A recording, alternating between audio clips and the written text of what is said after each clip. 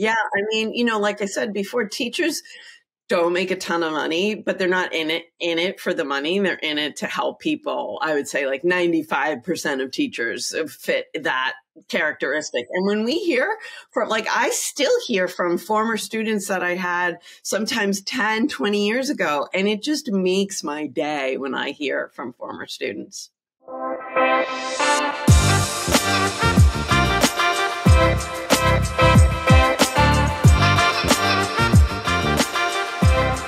Welcome back to the Intelligent Conversations podcast.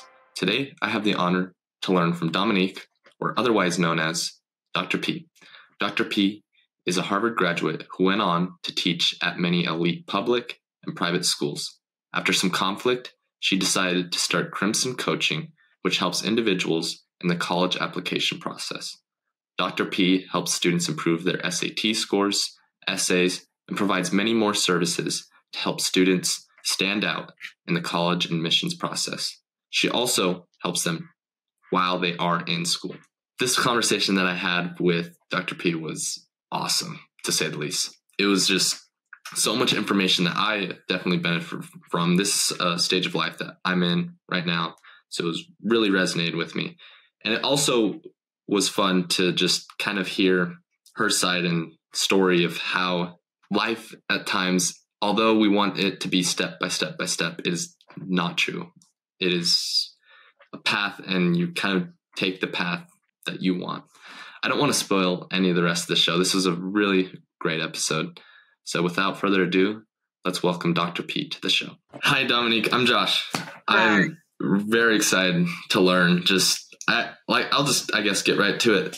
There's three kind of goals that I have with this podcast. Number one, I try to keep the audience in mind, hear what, the questions they may have.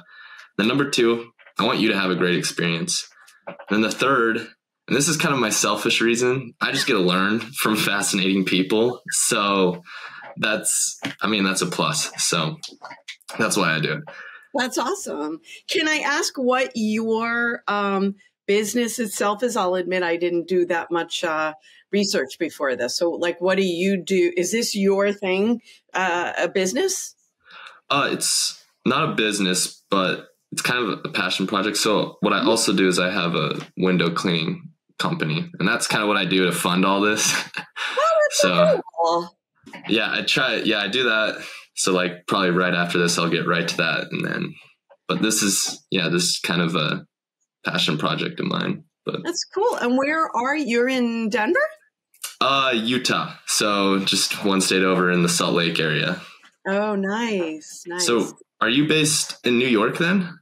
I am in Long Island in the suburbs. Oh, nice. That's awesome. Yeah. My sister's actually going to school in Pace University. I don't know if you... my cousin went there. The one in Manhattan or the one in Westchester? The one in Manhattan. So that was her dream. She's just like, I want to go out there and do it. So I'm like, props to you. And did you guys grow up in the Salt Lake area? Yeah, we grew up in the Salt Lake area. So that's a big change. Wow. How's she doing? Good. Since last time I talked to her, which has been a while. Probably should do that. That's but brave. Yeah, no, it's what she wants to do. So awesome. It's fun.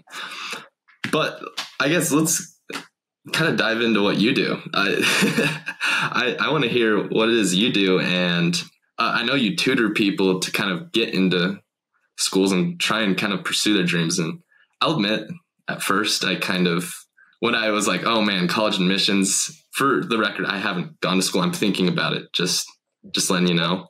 Yeah, but totally. At first I was like, oh man, we might like butt heads. But then as I saw some of your stuff, I was like, oh wait, like we actually probably agree on a lot. Absolutely. And it's funny because I don't come from a very academic family, right? There's some people, well, I should say a lot of people, especially back when I was applying to school, almost 35 years ago now, they came from generations of people that went to college and even generations of people who went to Harvard. And so I am not from a family like that. My dad was a New York City police officer. I can tell you that when I looked at his high school transcript and saw some of his grades, I was like, is that number out of 100? Are you? And he would not mind me telling you that.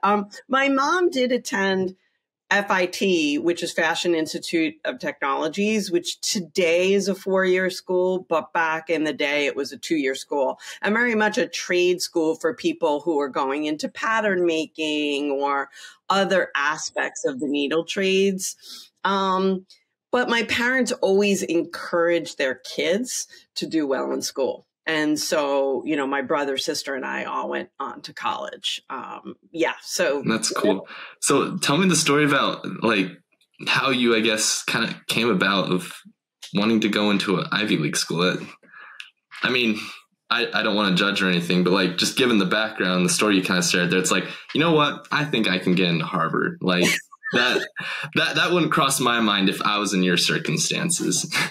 And it's true. My high school was the type of high school where, third of the kids didn't go to any type of college or they went to the military. A third of the kids went to the local community college. And a third of the kids did go to 4-year schools, but they generally went to SUNY's, which is State University of New York.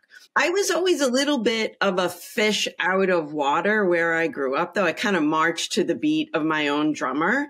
So when I was about 16, I actually thought I wanted to go to an art school because I loved art. My mother had been to a fashion school. But then as I got a little older, I thought, maybe I should do a little bit more of an academic route. I thought maybe I'd want to be a lawyer. And no girl had ever gone to Harvard before me. My guidance counselor said, so-and-so and so-and-so the year before you got rejected and their SAT score was higher than yours. So, you really shouldn't get your heart set on it. But I thought, I knew I was a valedictorian of a very large public high school. I had done very well in school and on AP exams, pretty well on my SAT. And I thought, what, I'll just try it. And I did try it and they took me. So I was like, okay, great. That's awesome. It's funny because I was so clueless as a 17-year-old. I applied to 2 other places. I applied to Stanford because its deadline was before I would find out from Harvard. And I applied to Columbia, which is in New York. And I thought financial aid would be better. It was the same as Harvard, but I got accepted to all 3. And when the acceptance to Stanford came, I thought I would be going to school on the beach in California. So I told my parents I wanted to go there. And my dad didn't want me to go so far away. So he said, well, if you're going there, you're going to get 1 plane ticket there and 1 plane ticket home. Don't think you're coming home on Thanksgiving and Easter and all these other holidays because we can't afford it. So I'm close to my family. So that kind of said, I could take the bus home from Harvard. I'll do that. Yeah, that's cool though. That's so cool. Man, Stan, I can tell you, being here on the West Coast though, the beach is nice. And I understand the impact, right, that family can have on those decisions too, and like going forward with it. So I guess now, right, I'm going to kind of do a quick blurb here because I really want to get to the good stuff. But I know you then went to school, became a teacher, then didn't you go back to school? And then now you started your own company that helps students kind of pursue their dreams, academic dreams. Am I kind of hitting that right? Exactly. I mean, I'm really glad that I had about off and on between before my PhD and then after my PhD, I had a total of about 10 years teaching school full time. And I would say for any of your listeners who don't know what they want to do when they grow up or get out of college, I want to tell them that's totally okay. Because when I got out of Harvard, I didn't have a family that went to college. So I didn't know what I could do. And I really, for 4 years, I had so many different kinds of jobs, between working in a bank, as an assistant to a big executive, working as a paralegal. I tried freelance photography. And then about 4 years later, my mom said, you've always tutored. Why don't you try teaching? And I enrolled in a local master's in education program. And the first time I stepped foot in front of a classroom, I was like, oh, this is why God put me on the earth. This is really what I'm supposed to do. And I went for a PhD because I thought I would want to teach college. And I do teach college part-time now. But after that 10 years of teaching, I think I was a really good teacher, but I'm also a woman who has a Harvard degree and a PhD. And frankly, that can intimidate some bosses. And my final boss at the final place I was teaching full time, we had some conflicts, and I wasn't fired on the spot. I mean, I was allowed to finish out my second year, but I wasn't asked back for a third year. And so at that point, I just said, you know what? I'm 42 years old. I've always tutored on the side to make extra money. Mm-hmm. Teachers don't make that much money. Why don't I just see if I can make this a full-time gig? And that was almost 10 years ago to the day that I did that. So that's what I've been doing for the last 10. And that's what's so cool, I think, is, right? Like, I love how you shared there that you kind of thought, hey, I'm going to kind of be a lawyer, but then, right, something else new, teaching. And then you kind of went down that path. And then, right, some conflict came up, didn't really want to do that. And then you're like, wait, but I have this other thing that I'm doing. It's kind of going pretty well. Let's try this. And, right, kind of go down that path. And it kind of shows that no path is like linear. It's not a step-by-step, like do this, then this, then this. It's, hey, try some things out and see kind of what sticks on the wall. So now let's kind of dive into your practice. Sure. How does that process look like? Let's just start there. So like a student comes to you, I'm assuming high school student mostly, but do you get like maybe adults or other people as well? I do. So generally I would say, 90% of the people who come to me are moms of high school students. The other 8% are maybe dads of high school students. And then maybe 2% are adults themselves who are going back to school, whether it's for the first time to get a bachelor's, or I recently had a student who was in a master's program, but he hadn't been in a serious academic program for over 30 years. And so he needed some help in terms of how to study, how to organize, and things like that. So, but yeah, the bulk of my practice is high school students who are either preparing for the SAT or ACT admissions exams or writing their college application essays.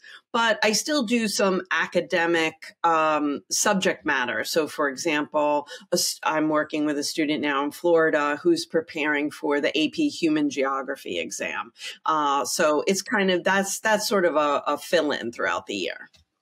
I mean, this is a weird side note. I actually took that exam. How'd you do? In high school. I got a 4, so. Nice. It's a hard exam. I mean, this boy is a freshman, and I think it's a really tough exam to take as a 9th grader. Yeah, that's actually the same year I took it as well, was 9th grade. I have to say, though, give credit to the teacher. The teacher was phenomenal, did an excellent job, and pretty much all I did was show up to class, and he did such a great job that I didn't even have to like worry about studying and things like that. That's just kind of how I learned too, is once I hear it or once I see it, especially, it's like, all right, like it's stored in the back of my brain. Don't need to worry about it. That's great. Have you ever written him an email to thank him for how much he prepared you? I'm sure he would love that. I'm going to do that. That's actually a good idea. I should do that because, man, yeah, he was one of my favorite teachers and just, yeah, overall. Awesome. Yeah, I mean, like I said before, teachers don't make a ton of money, but they're not in it for the money. They're in it to help people. I would say like 95% of teachers fit that characteristic. And when we hear from, like, I still hear from former students that I had sometimes 10, 20 years ago, and it just makes my day when I hear from former students. Okay. No, I'm going to keep that in mind. I'm going to do that right after this ends, because I'm sure he'd love that. Yeah. But I will say this too. I also had some pretty terrible teachers that kind of really deterred me from subjects. And I'm like, oh my gosh, I hate this. And then it was actually starting this podcast that I'm like, especially math. I hated math. But then I actually had a guy on, and I'm like, math's actually not that bad. It's kind of cool. It's just how it was presented in a high school setting to me. I was just like, dude, I hate this. Like, I hate this. But it kind of goes both ways. You get that with every subject. What I always say is that if you take, 100% of the students, right, there are 10% that are going to love the subject no matter how bad of a teacher are, just because they love that subject, right? Yeah. And at the opposite end of the 10%, there are 10% that are going to hate the subject no matter how good you are, because for whatever reasons, they just don't like you. They don't like school. They're having emotional problems. But I think that the teacher adds the most value to that 80% in the middle. And if you are an engaging teacher that cares about students and is good at your craft, you're going to sway that 80% with that first 10%. And if you're a terrible teacher, that 80% is going to go the other way. And it can get out of control pretty quick too. I'll admit I would be the one that would be pulling pranks. I admit it. I admit it now. But to all my teachers, if they're listening to this, I'm sorry if you were wondering about some of those pranks. They were probably me. But yeah, it was. But like I agree to your point fully. Is the classes that I actually tended to enjoy quite a bit were the teachers that just loved, like, you could tell themselves that they loved what they were doing. And I even found it was the teachers that were willing to make you, like, almost, what's the right word? Like, they would ask questions that would make you ask questions. It's like, wait, never thought of it like that. And then I would ask a question, and you just, you get down a rabbit hole, and next thing you know, you just really love that subject. And you're like, well, I didn't even know. Yeah, I mean, passion is underrated. I'll never forget when I was like 26 years old and in my very first job, which was very difficult. I was a leave replacement for a beloved teacher who had passed away after 25 years at that school. And the students came from very wealthy backgrounds, and they had kind of ripped through 8 substitute teachers before me. And they all left. And I came in, and it was my very first full-time gig. And I mean, I won't say it was easy, but I kind of began to win over the students. And I'll never forget, there was this one girl in the first row. I was talking about World War I, and she's like, "It is so cute how into World War I you are."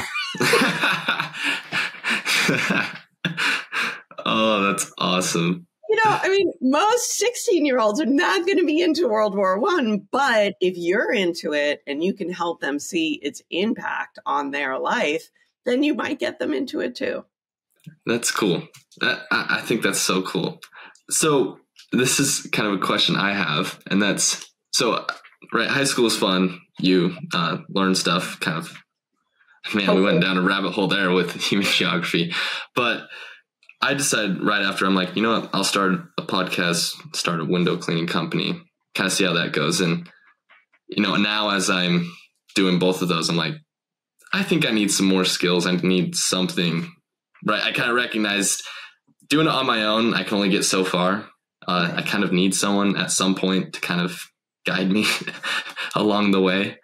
And so I kind of always feel weird though, like kind of going, because I feel like I kind of missed my chance to just go to school, right? You were supposed to go right after high school. And it's like, well, now what? Like, how do you even navigate those waters?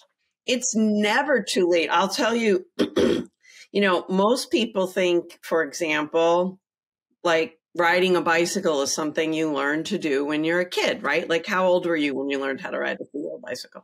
Like, I can't even remember, like 3, Yeah, 2. yeah, right. Well, I learned when I was 34 years old. I am a klutz and very double jointed. I broke a lot of bones as a kid, but I had a friend who's super into mountain biking, and he was like, "This is ridiculous. You can learn how to ride a bike." And he took me to a parking lot and he taught me how to ride a bike. So I always tell people when they think it's too late to do something, I'm like, if I could learn how to ride a bicycle at 34 years old, learn how to go to school. It really is. I mean, will it take perhaps more persistence because now you have more responsibilities? Maybe you're paying rent and you have to work, and your free time isn't all free, right? Like it was when you were a high school student. So you might have to study on your own for the SAT and things like that. But I really believe where there's a will, there's a way. I mean, there was a lady from, I think she was from Mississippi, old African-American lady. She was like 90 years old and she got her bachelor's degree because it was cool. a lifelong dream. I mean, so if she can do it, you definitely can do it. Well, thank you. Thank you for the encouragement. So, I mean, this is just kind of my thoughts because I just applied to the local area, but then I didn't really know what to do afterwards. It's like, okay, I applied and I kind of have a few areas I know I want to go into, but like, whereas I found like with the 18 year olds, right, they have high school counselors helping them, and there's like the admissions counts, they're helping them, and you're kind of stuck there and you're like, hey, like, can someone help me figure out a way, like what classes do I need to take, or things like that. So like, is there someone specific I need to reach out to, or what? Well, I think there's two separate things, right? For once you're in the college, there are counselors and advisors in the college who can help you figure out what classes I need to take and that thing for my major, right? But before that, I mean, there's two ways. There are people like me who do this for a living, who help students apply. But there are also, I mean, for example, I have a YouTube and all my videos are free on, college planning for 9th and 10th graders, applying to college one step at a time. And granted, most of those are intended for students who are already in high school, but there's no reason why someone like you can't, go to youtube.com/Crimson Coaching and watch, like I have like 30 videos on different aspects of the application process. So again, it's a little time consuming to do it on your own, but if you do put the effort in, like I always recommend for any big project like this to whether it's kids currently in high school trying to figure out where they want to go, I say try to devote a half hour a day to this goal, whether it's writing a research paper or figuring out where you want to go to college. And if you can do something for a half hour a day, I think, it's like a savings account. If you put in $10 a week, by the end of the year, you'll have $520 plus interest, which is nice. Yeah. It compounds over time. Yeah. Yeah. Okay. I like that. Yeah. So, I mean, this is just a thought I had when you said YouTube. I've been using that just to figure stuff out. And I mean, it's cool that you have a page there as well. But I'm curious to kind of get your thoughts. Maybe what's the contrast between, because I think YouTube, you can kind of ask a question and kind of get the answer pretty quicker, I would say, than maybe taking a class. However, like what maybe kind of gives the class maybe the edge over just a YouTube video? I think the fact that anybody and their grandmother can post a video to YouTube proclaiming to be an expert is the thing that you really want to watch out for, because nothing is sort of vetted versus, for example, if I teach at City University of New York as an adjunct professor of history. They verify that I have a PhD in history, that I have publications in history, that I know what I'm talking about versus, some guy in his basement who just watches the History Channel all day and may spout things that aren't actually true. So YouTube is a great tool, but I think you need to be really kind of an informed customer when you go to a place like YouTube to make sure that the folks who are talking there know what they're talking about. Another great resource for you and anybody applying to college is not created by me, although I've been a guest on this other podcast twice, is called Tests and the Rest. And it's a podcast run by 2 test prep coaches, but they have really top-notch guests who talk about all aspects of college admissions and testing. And even me, as someone who's been in the field for 30 years, I listen to them and I feel like I learned something new in every 20, 25-minute episode, which is, I think, pretty impressive. So I recommend that as a starting point too. Use the tools as at your disposal, right? The internet's a great thing. Yeah. And it could help you during those classes. But in terms of the quality maybe of the information you're getting, right, the classes may be better. And yeah. I would also say, this is just college as a whole, but one thing I've realized too is just peers. You have a lot more peers your age around there, and just, you meet more people doing cool things and are excited to learn what you're learning. Sometimes you'll share something cool you're doing with even just a family member, and they're like, it's kind of cool, but I don't really care at the end of the day. And it's like, man, when you're talking about your stuff, I'm going to say the same thing. But yeah, the Frank Bruni, who's a reporter for the New York Times, I think he actually is a columnist, he wrote an article, I think it came out in 2018, where he says there are 2 important skills that students need to get out of college. And if they get these skills, it doesn't matter whether they go to their local community college or Harvard, they will be successful. And those skills are networking with peers and getting a mentor. Because the networking with peers, not only is it going to make your college experience more fun, it's also going to serve as a potential professional resource for you throughout your life. And the mentor doesn't have to be a professor or someone much older than you per se. A mentor could even be somebody 2 years older than you who's already gone through exactly the steps that you've gone through and can kind of show you the ropes. And I have to say, I was lucky in that I went to a very famous, well-known college, and that has certainly opened doors for me. And I definitely did, I guess, the networking part. I didn't look at it as networking. I looked at it as more just having fun with other students, I did not get a mentor because I was always embarrassed about going to office hours. I didn't think that my questions would be, I don't know. I didn't think I had anything to say to my professors, and I missed out on that opportunity. So I would say to, anyone going to whatever college you're going to, definitely getting a mentor is an important part of the college experience. That's good. So for a mentor, kind of, I guess, you mentioned office hours is a great way to find them, but what's another way you could find a mentor as well? What do you look for when looking for a mentor?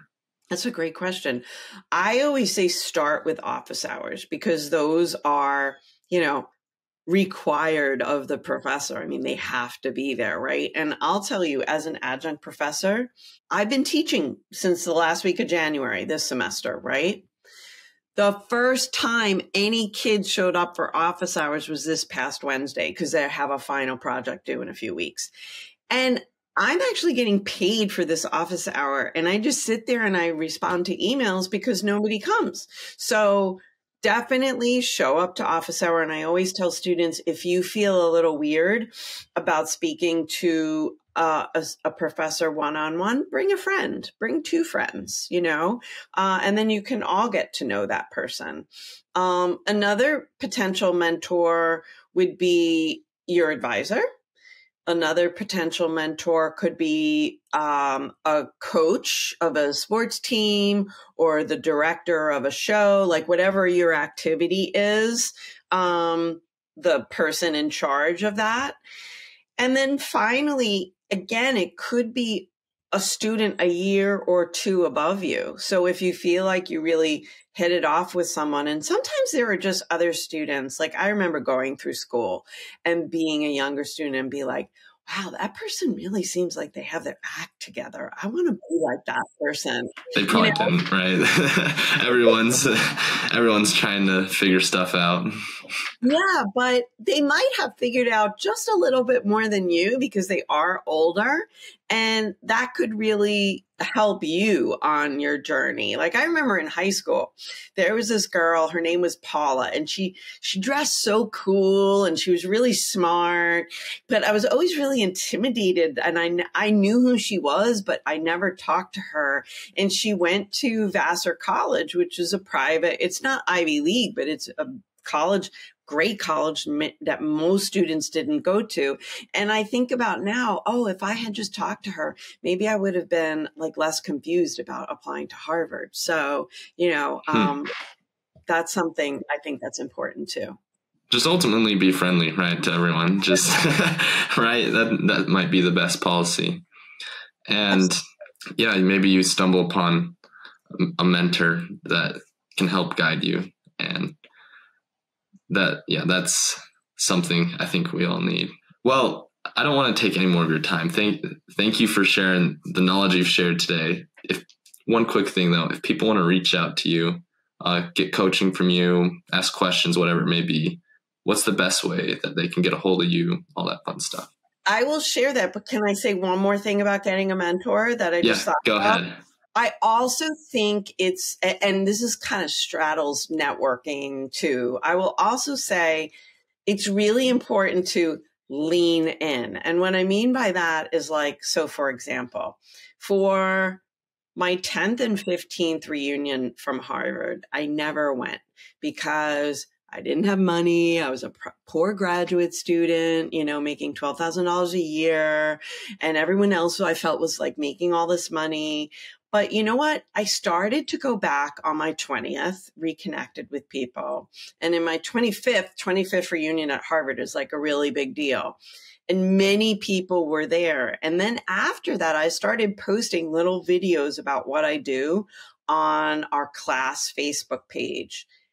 I have gotten so many business referrals and actual clients, either from my class or people they've referred me to. And if I had never gotten over feeling like shy and awkward about doing that, that number would have come to me. So I think also people, if you want something to step out of your comfort zone a little bit, it can pay off. And then it gets easier every other time you do that. But that's my little spiel. So in order to No, that's great. No, that's a great way to end it right there. And yeah, can we get now kind of your information? Yeah, right? Sure. So the easiest way to get in touch with me is by either going to the contact page of my website, which is crimsoncoaching.com, or you can just email me directly at info@crimsoncoaching.com. And if you're not ready to, make that step, you can also sign up for a monthly newsletter at crimsoncoaching.com/newsletter, where, I have every month I give a number of virtual and in-person talks, mostly virtual still though. So, you can kind of get to know me safely, with your camera turned off in the audience, if that feels safer for you. Awesome. Well, thank you, Dominique, for coming on and sharing the knowledge and wisdom. I know I benefited, and I know the listeners did as well. So thank you for sharing the knowledge which you did. All right, everyone, as you can tell, that is Dr. P. She's a very intelligent person, has great things to share. I challenge you guys, if anything stood out to you, to reach out to her. I'm sure she'd be happy to help. And if you're interested in her services, she provided you some information there to get the help that you need. Stay tuned till next week. We have a great guest lined up for you guys. See you guys next week, and let's get after it. Hey everyone, if you liked this episode and would like to hear more, be sure to hit that subscribe or follow button. We release a new episode every Wednesday for you guys to listen to. Thank you guys so much for the support that you give. We could not have done this without you guys. If you would like to be a potential guest on the show, check out intelligentconvos.com and fill out the form there. Thank you guys again, and let's get after it.